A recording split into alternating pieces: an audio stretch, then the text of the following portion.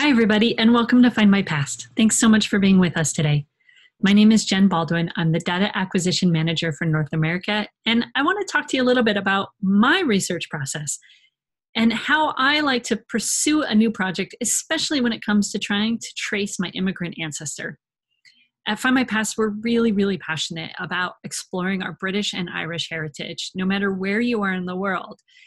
And that means that we need access to a particular set of records and tools that help us to make that journey a little easier.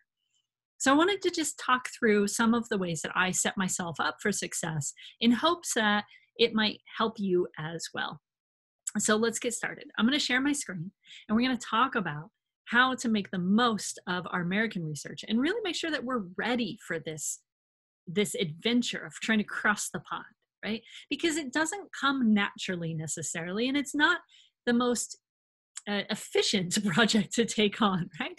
There really was no incentive. There was no reason for our ancestors to sit down and write out, well, I came from this little tiny village in Scotland, and this is why I left, and this is how much money it cost me, and this is who came with me, and these are the people I left behind. There's no reason for them to do any of that.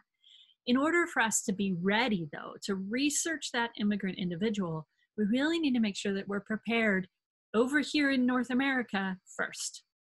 So we're going to talk today about, are you ready? And we're going to try and hopefully set out some ideas that might encourage you to incorporate a plan for your research and a strategy that will help you through that process. When you think about trying to trace your immigrant ancestor, or as we refer to it as crossing the pond, right? The Atlantic Ocean. Your best weapon for this is really information. There's no such thing as too much information when you're starting this process and as you move through the research process itself. You want to make sure that you're asking yourself lots and lots of questions. And I'm going to show you an example of that in a second. But really, I sit down on any new project, and one of the first things I do is just mind map my own queries, right? Think about what I want to know, what I'm trying to accomplish, and how I'm going to get myself there. So everything from, do I know what year they immigrated, to how much money did the ticket cost, or what was their occupation? And if they were a farmer, where did they get their shoes? Right? All of those questions matter in this process, because the one record that you find that's unique and different is maybe just the one that actually says he really was from this little tiny village in Scotland. So think about all the things you want to know and what questions you haven't asked yourself yet. And it's also, of course, really important to lay out the information that you already have and make sure you understand everything that you already know. If you've already got the 1880 census, or all the census records for your ancestors, or maybe you already have the birth certificate, the marriage, the death for every child he had, put those all in a line in front of you. I personally actually like to physically take a piece of paper and lay it out on my table and say, everything I need to know, everything I know right now is right in front of me. And then I organize that information in a way that makes sense to me.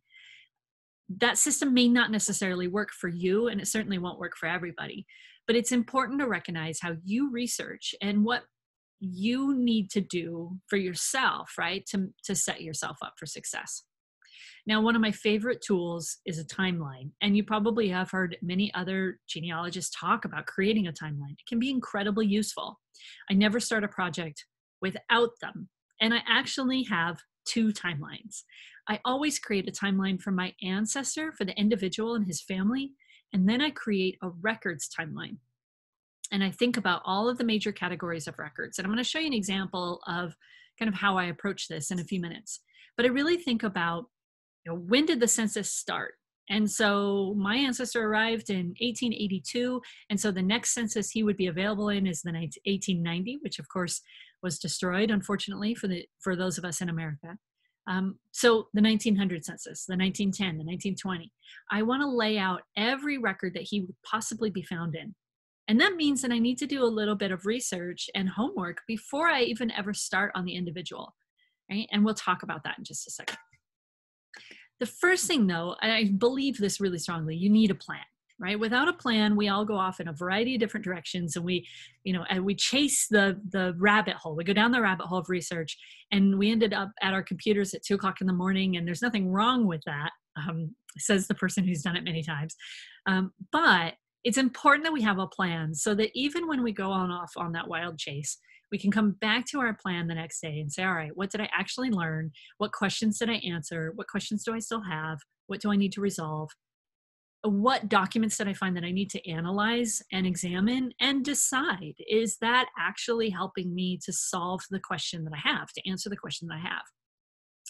I already talked about utilizing a timeline for your ancestor and for those potential resources. And I'm going to keep saying that because I actually think it's really important. You need to know what records were created in the time frame in which your ancestor was alive, right? If he was eligible to vote in England, then you need to be looking at those types of records, right? Electoral rolls. But if he wasn't eligible to vote because he didn't own property or what have you, then you can kind of assume, at least initially, you can take those off your list.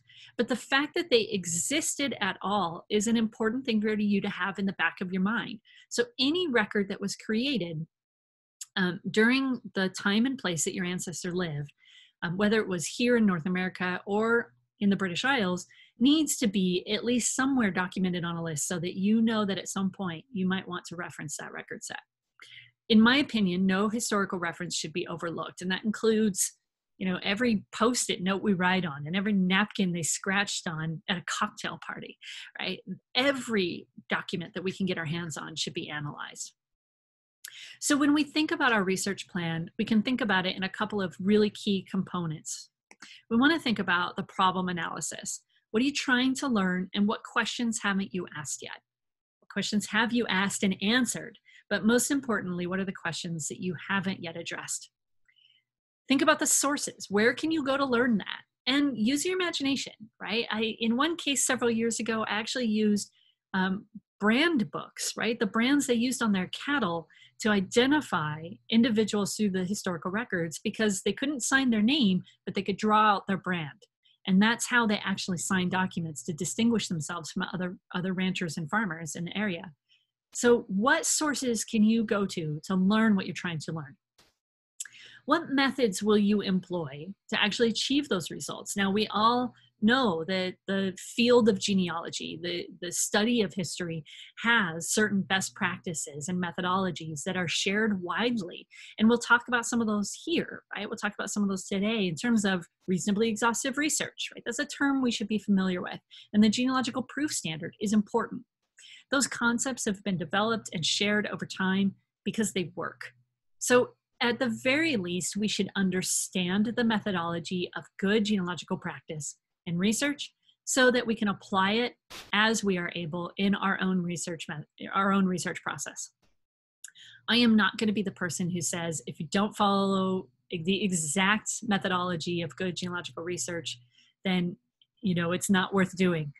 Genealogy is fun, and it should be fun, and it's personal. So the way you approach your research is up to you. But I do believe that understanding those processes, those methodologies, is of a benefit to all of us. At the very least, we can always reach out to the community. It's one thing that we all have in common, and something that we should all take advantage of. We love what we do. We love family history, and we're always excited to learn and help other people learn. Right? There's always something else for me to learn and take advantage of and apply to my research. And the community is there to help us with that. So join the Facebook groups, right? Get on social media if you feel comfortable with it. Send emails, join the local society, ask a lot of questions, because it's the best way to learn. All right, so let's take a look at my current research project and start to apply some of these concepts in terms of creating a plan and the timelines to that particular project so that you can see what I'm talking about. So let me introduce you to my third great-grandfather. His name is John Horatio Lawrence, and I was blessed to inherit quite a bit of information from my family, a lot of documents and photographs, and I'm really happy about, obviously. But in that pile of stuff, there is an oral history that was written out by John's granddaughter.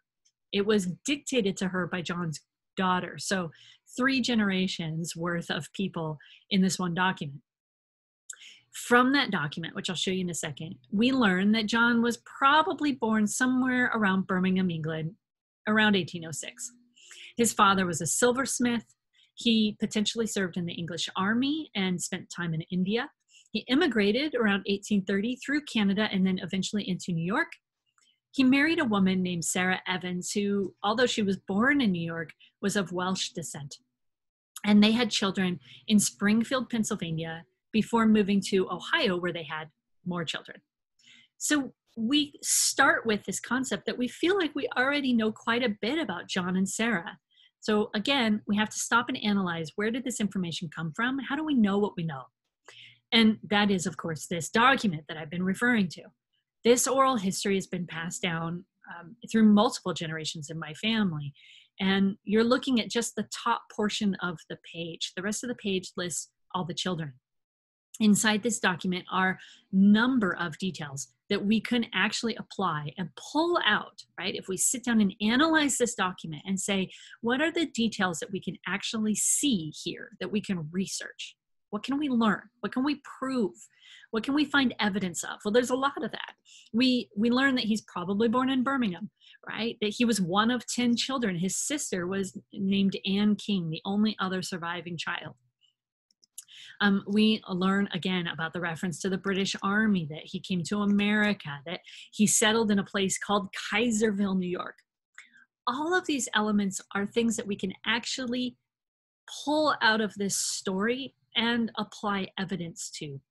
When you're given an oral history, it's easy to get caught up in the story itself and say, oh, I know all these things about John and Sarah. And in fact, every descendant that I've talked to of John and Sarah have told me the same thing. Say, oh, I have this great oral history. It tells us all about John and Sarah. And they hand me something that looks a lot like this. And it's wonderful that the story has been shared, but to my knowledge, at least, no one has taken the time to actually pull out these details and say, what can I actually prove or disprove? And so that's my objective. Right? In order to do that, I need to start by asking myself, what do I want to know? What are my questions? So here's a list of some of the questions I started to ask myself as I started this research process. And this, again, for me is always step one in the research process, is what are the questions I have? Some of these are more like tasks because I don't know that much about the Birmingham area of England, or at least I didn't when I started this project. So what are all the possible parishes that he could have come from? Who are all of the children of John and Sarah? Do I really know the whole list? What about Kaiserville, New York? Did it really exist? Was it really a place? Was it founded by this theoretically wealthy Mr. Kaiser? And so forth, right? I have this whole series of questions that I could ask.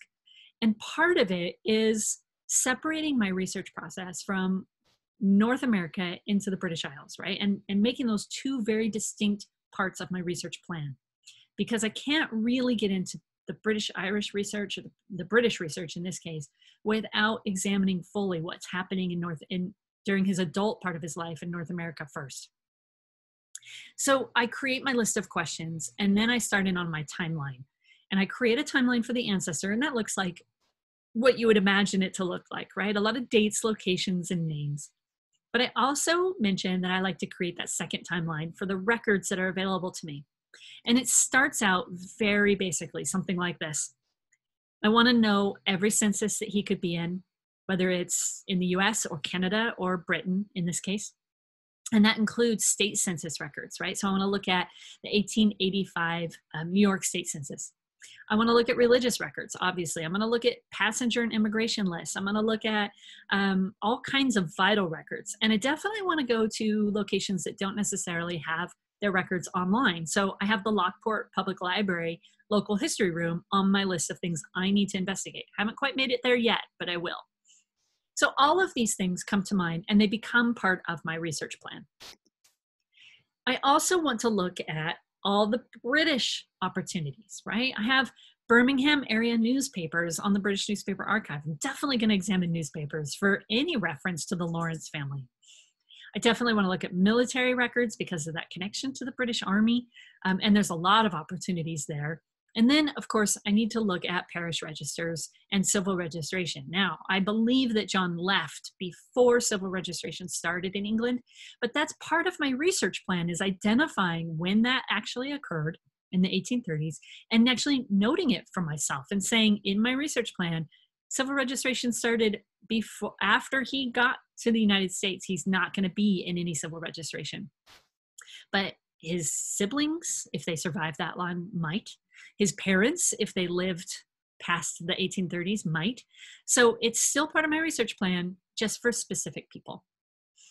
All of this I'm going to outline and lay out in front of me before I ever start to actually research in any type of records or collection. And you might be asking yourself, how do I actually get to this point? What do I know what records are available to me? Well, the answer to that starts with online sources. On Findmypast, it happens to be in the A to Z of record sets. You can also utilize things like the Family Search Wiki, right? That will help you learn a great deal about the county or the parish that you're researching in, especially if it's your first time venturing overseas in your research. You also want to do that kind of examination, though, for all the local places, right? Right here in the United States. Every county that your ancestor lived in or went through, you should know about that county or that state so that you can research that area thoroughly. On the A to Z of record sets on Findmypast, which is what you're looking at now, I can filter down to specifically give me a list of records from England, and then from there, I can select Warwickshire County. And from that, I generate a list of materials that I can examine. And you see it right there on the screen in front of you. These are all records that have some inclusion from that county, right? So we've got census records. We've got Army deserters, of course, the 1939 register, which is far too late for my project, but an essential tool for English research. The Bank of England wills extracts. That's an opportunity for me. There are 284 records from that collection that cover pretty much the exact time frame I'm looking for that talk about people from Warwickshire County. So I definitely want to examine all of these records. And I'm going to do this as part of my research plan. This is part of that records timeline that I keep talking about. This is where I go to say, what records are available to me? Where do I even start? And I'm going to do this for every genealogy website that I'm familiar with. And then I'm probably going to Google it or use my favorite search engine to find even more resources. I want to know all of the collections that are available to me across history so that I know what is out there. Now, in one part of that oral history, it's mentioned that he had children that were born in Springfield, Pennsylvania. Now, in case you didn't know, there are actually 9 Springfields in Pennsylvania. And so part of our research plan is developing this understanding, right? I need to know where Springfield, Pennsylvania is in order to research and try and find records of those birth locations.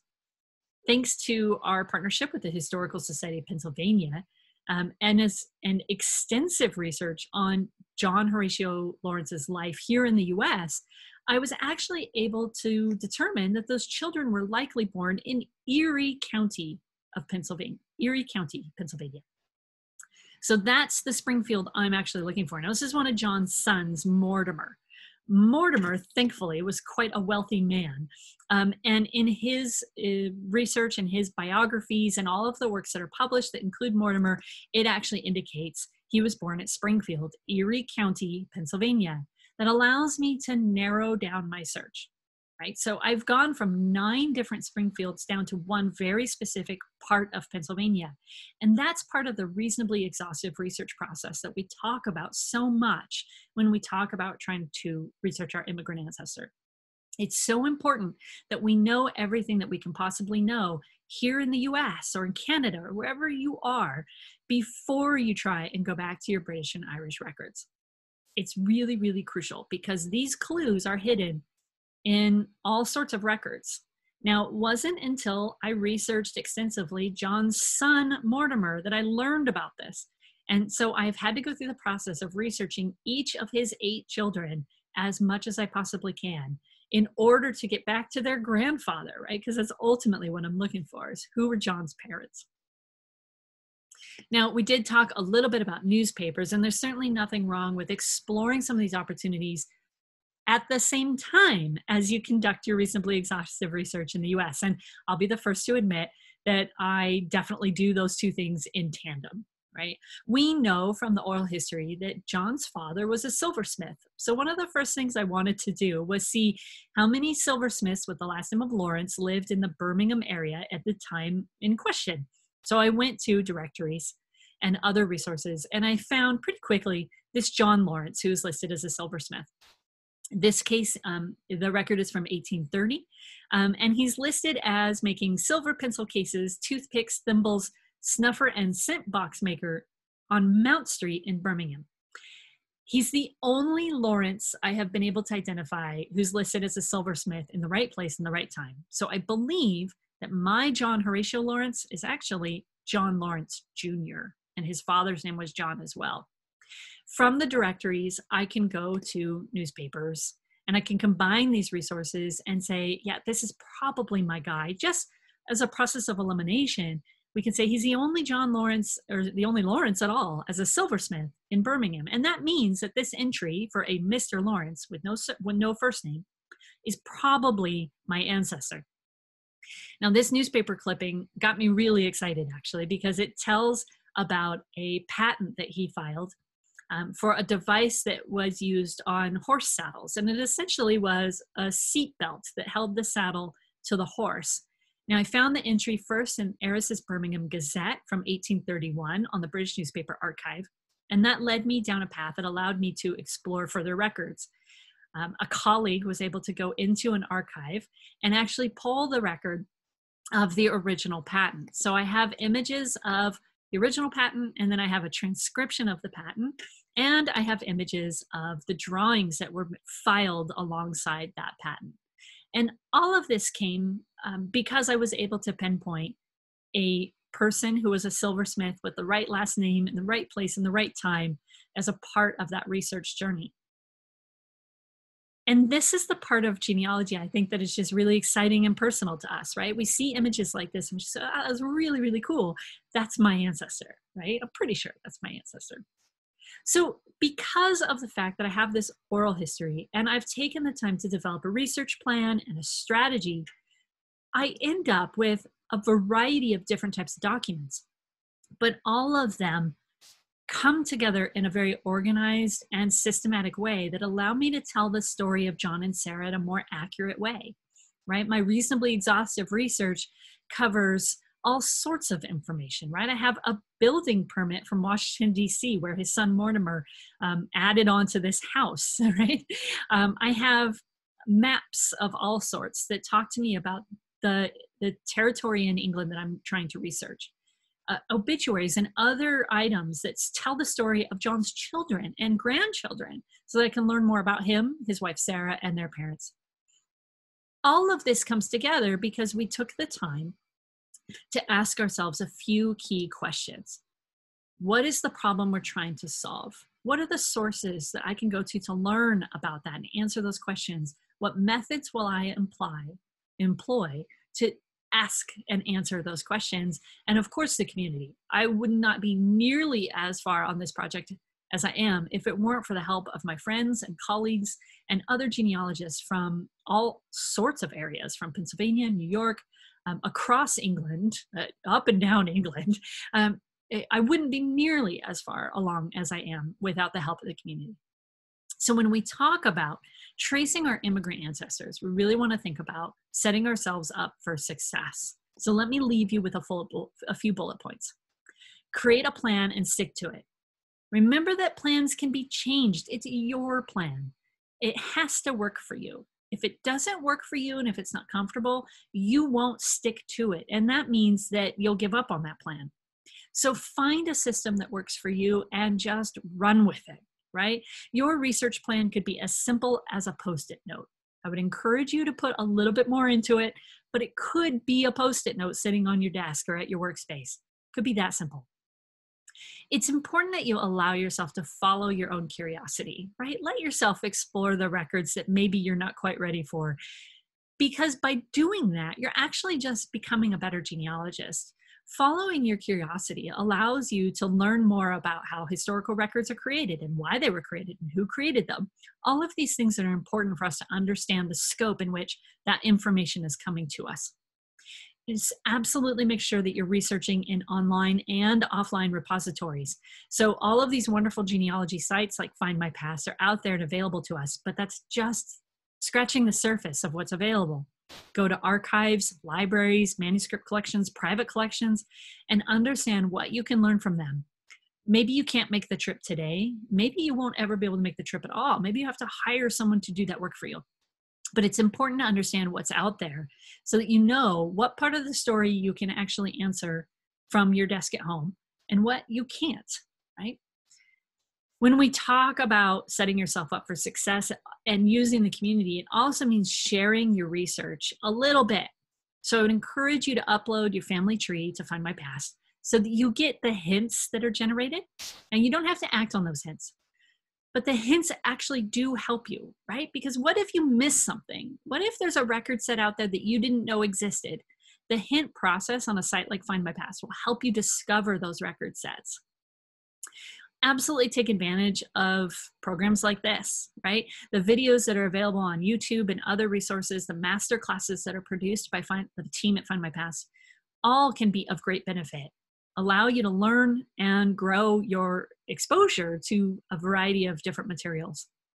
And of course, sign up for Findmypast emails. We release new records every Friday, but we also do a lot of educational content. So you'll get the opportunity to learn and grow with the community that we're building. If all else fails, don't forget the inspiration, and this one record has been my inspiration on this research project for quite a number of months now. Don't forget that there's always something else out there to try. Several months ago, I found this passenger record that lists a John Lawrence coming into Canada.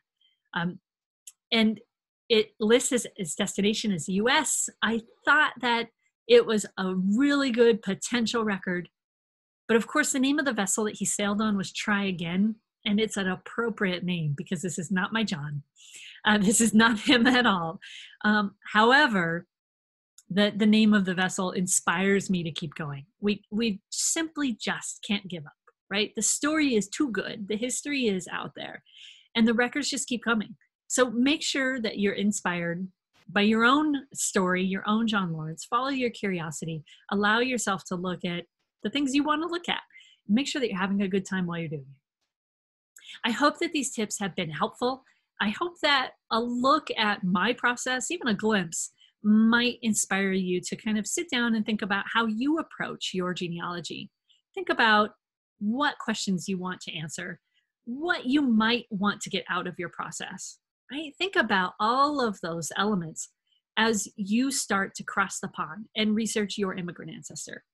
Let us know how you get on with things. We'd love to hear your stories at Findmypast. We'd love to have you share with us. So by all means, join the community, whether it's on Facebook or on email or however you want to reach out. And let us know how you do, because we'd definitely love to hear your stories. Thanks so much for joining us. I hope you take care of yourself, take care of each other, and we'll see you next time. Have a great day and good luck with your family history.